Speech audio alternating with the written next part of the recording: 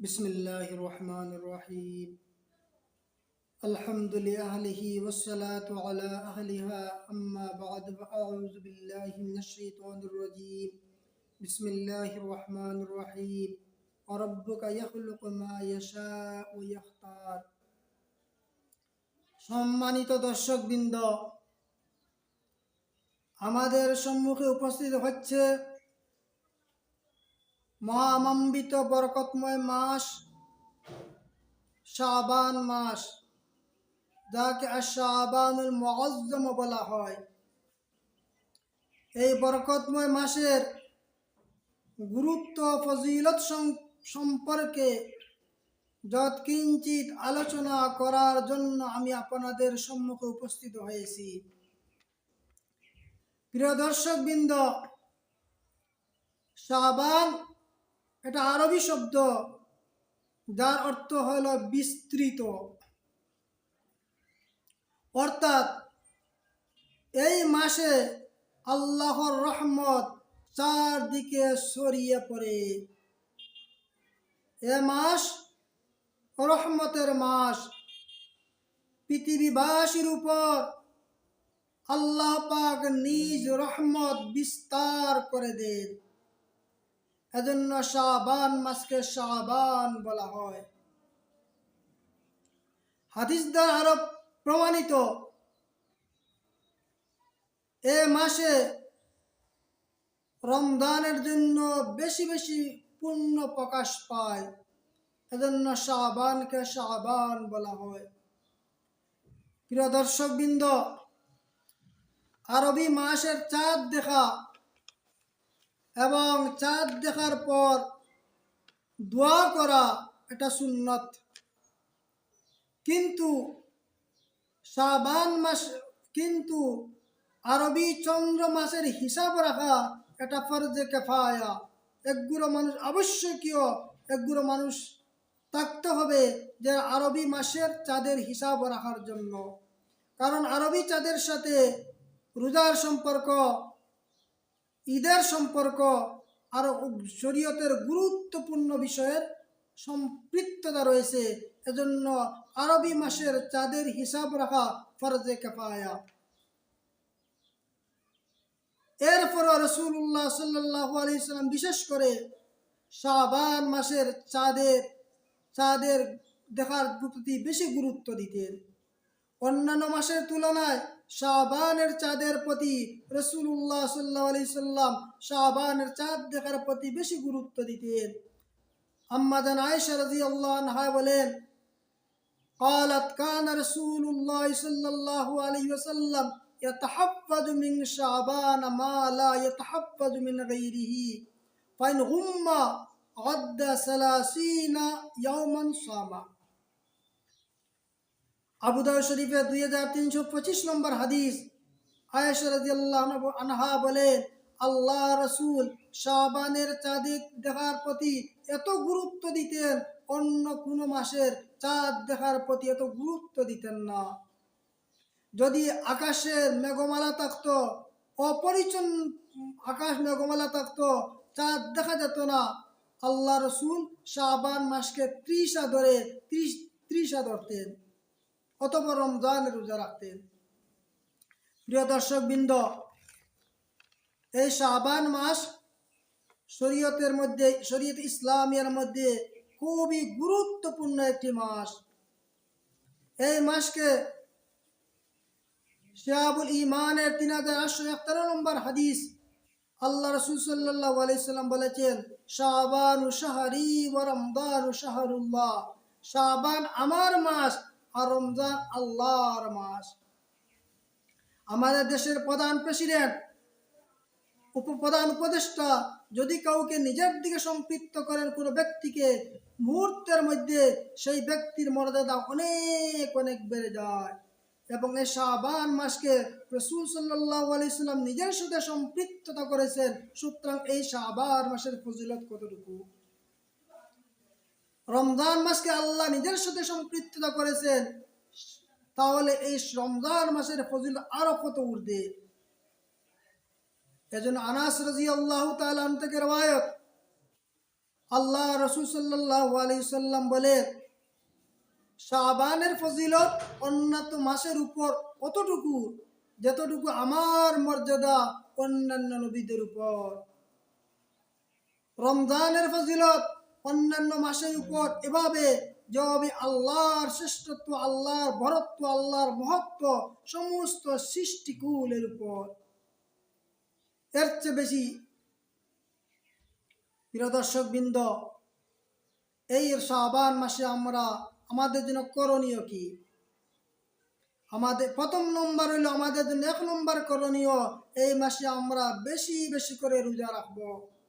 বুখারী শরীফে 1969 নম্বর হাদিস, عن عائشة رضي الله عنها قالت فما رأيت رسول الله صلى الله عليه وسلم استكمل صيام شهر إلا رمضان وما رأيته أكثر صياما منهم في شعبان। আমি রমজান মাস ব্যতীত পূর্ণ মাস রাসূলুল্লাহ সাল্লাল্লাহু আলাইহি সাল্লামকে রোজা রাখতে দেখিনি, আর শাবানের মতো অধিক পরিমাণে কোন মাসে আমি আল্লাহ রসুলকে রোজা রাখতে দেখি নাই। রসুল বেশি বেশি করে রোজা রাখতেন, তাহলে আমাদের জন্য আবশ্যক আমরা এই মাসে বেশি বেশি করে রোজা রাখব। আবু দাউদ শরীফের 2431 নম্বর হাদিস, কান আহাব্বু শুহুর ইলা রাসূলিল্লাহ সাল্লাল্লাহু আলাইহি সাল্লাম আন ইয়াসুমাহু শাবান। রাসূলের কাছে সবচাইতে পছন্দনীয় মাস হইল, সবচেয়ে প্রিয় মাস হইল রোজা রাখার ক্ষেত্রে সবচেয়ে প্রিয় মাস হইল শাবান মাস। অর্থাৎ এই মাসে আল্লাহ রসুল বেশি বেশি রোজা রাখতে সর্বাধিক পছন্দ করতেন। উম্মে সালমা রাদিয়াল্লাহু আনহা থেকে আরেকটি হাদিস আছে, কান আহাব্বু শাহরি ইলা রাসূলিল্লাহ সাল্লাল্লাহু আলাইহি সাল্লাম আন ইয়াসুমা শাবান সুম্মা ইয়াতিলহু ইলা রমজান। আল্লাহ রসুলের কাছে পছন্দ ছিল তিনি শাবান মাসে রোজা রাখতে রাখতে রাখতে এবং রমজান পর্যন্ত পৌঁছে যাওয়া, এটা আল্লাহর কাছে সবচেয়ে পছন্দনীয়। তবে হাদিস দ্বারা প্রমাণিত শাবানের লাস্টে যে 2 দিন 28, 29, এই 2 দিন রোজা না রাখার প্রতি রাসূলুল্লাহ সাল্লাল্লাহু আলাইহি ওয়াসাল্লাম অনুৎসাহিত করেছেন, নিরুৎসাহিত করেছেন। বুখারী শরীফের 1914 নম্বর হাদিস, আল্লাহ রাসূল নিরুৎসাহিত করেছেন শাবানের শেষ 2টি রোজা না রাখার প্রতি। প্রিয় দর্শক বৃন্দ, আমাদের জন্য প্রথম করণীয়, এই মাসে আমরা বেশি বেশি করে রোজা রাখব। রসুল কেন বেশি বেশি করে রোজা রাখতেন? এক সাহাবী রসুলকে জিজ্ঞাসা করে ফেললেন। উসামা ইবনে যায়েদ রাদিয়াল্লাহু আনহু বলেন, আমি একবার রসুলকে জিজ্ঞাসা করলাম, ওগো আল্লাহ রসুল, ওয়ালাম আরাকা তাসুমু মিন শাহরিন মিনাশ শুহুরে মা তাসুমু মিন শাবান। ওগো আল্লাহ রসুল, আপনি শাবান মাসে এত পরিমাণ রোজা রাখেন, অন্য কোন মাসে এত রোজা রাখেন না, এর কারণটা কি? নাসাই শরীফে 2357 নম্বর হাদিস, আল্লাহ রসুল সাল্লাল্লাহু আলাইহি সাল্লাম বলেন, ওয়া হুয়া শাহরুন তুরফাউ ফীহিল আমালু ইলা রাব্বিল আলামিন ফাউহিব্বু আন ইউরফা আমালি ওয়া আনা সাইমুন। রাসূল প্রতি উত্তর বলেন, কোন হে যালিকা শাহরুন ইয়াগফালুন নাস আনহু বাইনা রজব ওয়া শাবান। এই যে মাস, এটা শাবান মাস, এটা রমজান আর রজব, এই দুইয়ের মধ্যবর্তী মাস। এই মাসের মধ্যে ইবাদত করতে অনেক মানুষ অলসতা করে, অনেক মানুষ অমনোযোগী হয়। অথচ ওহুয়া শাহরুন ইউতুরফাউ ফীহিল আমালু ইলা রাব্বিল আলামিন, এই শাবান মাস এত বড় একটি মর্যাদাশীল মাস। এই মাসেই পুরা বৎসরের আমলনামাগুলা, মানব জাতির আমলনামাগুলা রব্বুল আলামিনের সম্মুখে পেশ করা হয়। ফাউহিব্বু আন ইউরফা আমালি ওয়া আনা সাইমুন, আমি পছন্দ করি আমলটা আল্লাহর সেই দরবারে এমন সময় যেন উপস্থিত করা হয় যে সময় আমি রোজাদার। নবী আলাইহিস সালাম রোজা রাখার কারণ বর্ণনা করেছেন। এই হাদিসের ব্যাখ্যার মধ্যে ইবনে রাজব হাম্বলি রহমতুল্লাহ আলাইহি তার লতাইফুল মাআরিফের 251 নম্বর পৃষ্ঠার মধ্যে লিখেছেন, যে কোনো জিনিস প্রসিদ্ধ হতে পারে কিন্তু অন্য জিনিসও অন্য স্থান কাল বা অন্য বিবেচনায় প্রসিদ্ধতা মর্যাদাশীল হতে পারে। রজব মাস মর্যাদাশীল কেন? একটি কারণ, এই মাসে বান্দার বাৎসরিক আমলগুলো আল্লাহর সম্মুখে পেশ করা হয়। এই বিবেচনায় এই শাবান মাস মর্যাদাশীল হয়ে গেল। এবার প্রশ্ন, মুসলিম শরীফের হাদিস 179 নম্বর হাদিস, যে প্রতিদিন বান্দার আমল নামাগুলা বান্দার সম্মুখে পেশ করা হয়, আল্লাহর সম্মুখে উপস্থাপন করা হয়। ও মুসলিম শরীফের 2565 নম্বর হাদিস, যে প্রতি সপ্তাহ মানুষের আমল নামাগুলা সোমবারে আল্লাহর সামনে পেশ করা হয়। আর এই হাদিসে আমরা পাইলাম শাবান মাসে পেশ করা হয়। এই একটা আরেকটা হাদিসের মধ্যে বিরোধ, এটা বিরোধ নয়, এটা কোনো বিরোধ নয়। মুহাদ্দিসিনে কেরামগণ বলেন, মানুষের আমল প্রতিদিন একবার পেশ করা হয়, সপ্তাহে পেশ করা হয়, আর যখন বৎসর পূর্ণ হয়ে যায় পুরা বৎসরে একসাথে এগুলা পেশ করা হয়। আরেকটার হাদিসের সাথে কোনো বিরোধ নেই। যেমন আমাদের কোনো প্রতিষ্ঠানের প্রতিদিনের হিসাবগুলা অধ্যক্ষের সম্মুখে দেওয়া হয়, সাপ্তাহিকভাবে দেওয়া হয়, মাসিকভাবে দেওয়া হয়, আবার বৎসরের পুরাটা রেডি করে আবার দেওয়া হয়। এই দেওয়া দিতে গিয়া কেউ প্রশ্ন করে না, এটা কেন প্রতিদিন যেহেতু দেওয়া হলো, সাপ্তাহিক দেওয়া হলো, মাসিক দেওয়া হলো, বাৎসরিক কেন দেওয়া হবে? এটা যেভাবে প্রশ্নটা অবাস্তব, অযৌক্তিক, তদ্রূপভাবে এই প্রশ্নটা যে প্রতিদিন আমলনামা পেশ করা হয়, সাপ্তাহিক পেশ করা হয়, আবার মাসের মধ্যে পেশ করা হবে কেন, এই প্রশ্নটা সে অবাস্তব, অযৌক্তিক প্রশ্ন। প্রিয় দর্শকবৃন্দ, তাহলে আমরা এই মাসে বেশি বেশি করে রোজা রাখবো। চমৎকার কথা লিখেছেন ইবনে রজব হাম্বলি রহমতুল্লাহ তাআলা তাওয়াইফুল মাআরিফের 188 নম্বর পৃষ্ঠার মধ্যে চমৎকার একটি কথা লিখেছেন। তিনি বলেছেন, প্রত্যেক ফরজ নামাজের পূর্বে সুন্নত এবং নফল আছে, এবং পরেও সুন্নত এবং নফল আছে। কেন? সেই ফরজ নামাজের মধ্যে যদি কোনো ত্রুটি হয়, সেই ত্রুটির পরিপূরক হিসাবে ফরজ নামাজের পূর্বে এবং পরে সুন্নত নফল রয়েছে। তদ্রূপভাবে রমজানের রোজার পরিপূরক হিসাবে রমজানের পূর্বের মাস শাবানও কিছু রোজা রয়েছে, এবং রমজানের পরের মাস শাওয়ালে 6টি রোজা রয়েছে।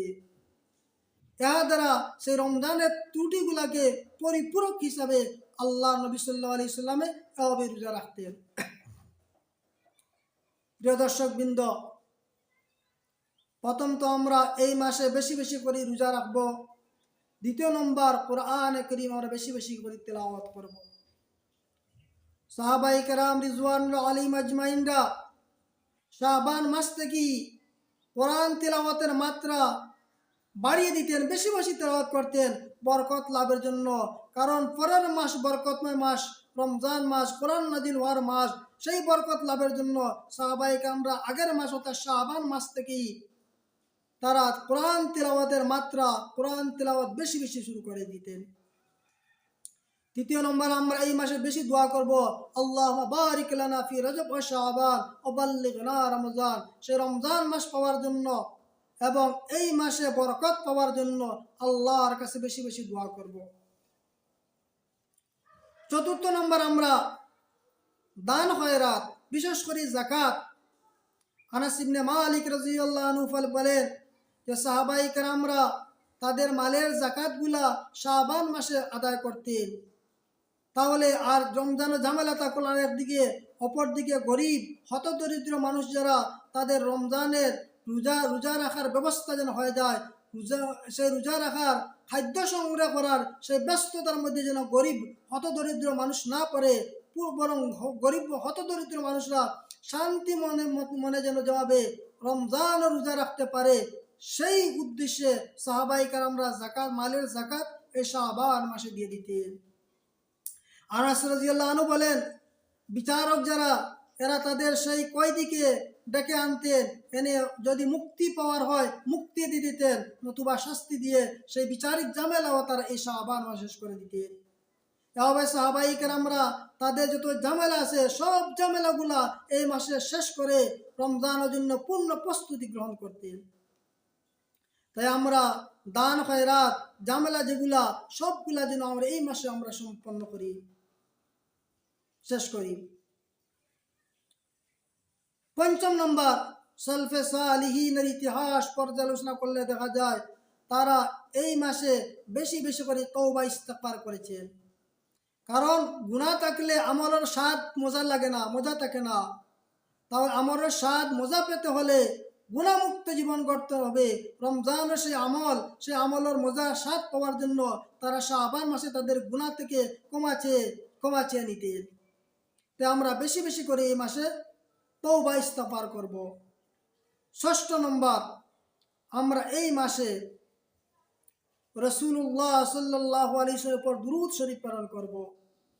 মুফাসসিরিনে কেরামগণ বলেন, ইন্নাল্লাহা ওয়া মালাইকাতাহু ইউসাল্লুনা আলান নবী ইয়া আইয়ুহাল্লাযীনা আমানু সাল্লু আলাইহি ওয়া সাল্লিমু তাসলিমা। রাসূলের উপর দুরূদ শরীফ প্রেরণ করার যে নির্দেশ আল্লাহ পাক দিয়েছেন, সেই নির্দেশ সম্বলিত আয়াতটা এই শাবান মাসে অবতীর্ণ হয়েছে। এই শাবান মাসে অবতীর্ণ হয়েছে রাসূলের উপর দুরূদ শরীফ প্রেরণ করার নির্দেশ। তাই আমরা এই মাসে বেশি বেশি করে রাসূলুল্লাহ সাল্লাল্লাহু আলাইহি ওয়াসাল্লামের উপর দুরূদ শরীফ প্রেরণ করব।